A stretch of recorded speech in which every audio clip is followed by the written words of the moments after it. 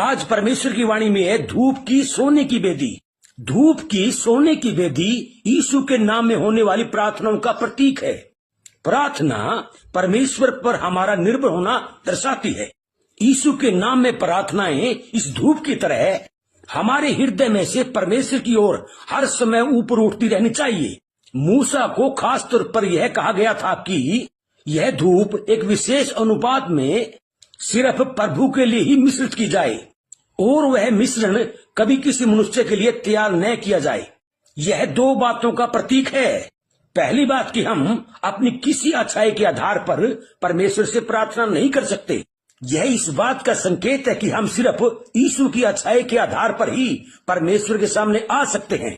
दूसरी बात यह है कि हमें स्वयं अपने किसी फायदे के लिए कभी प्रार्थना नहीं करनी चाहिए। हमें यह आज्ञा दी गई है कि हम जो कुछ भी करें वह परमेश्वर की महिमा के लिए करें। आमीन। आज परमेश्वर की वाणी में है धूप की सोने की वेदी। धूप की सोने की वेदी यीशु के नाम में होने वाली प्रार्थनाओं का प्रतीक है। प्रार्थना परमेश्वर पर हमारा निर्भर होना दर्शाती है।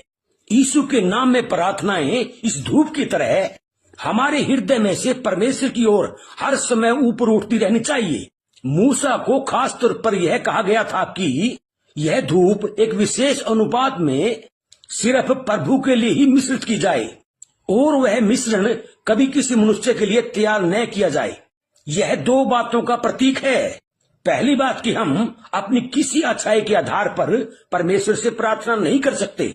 यह इस बात का संकेत है कि हम सिर्फ यीशु की अच्छाई के आधार पर ही परमेश्वर के सामने आ सकते हैं।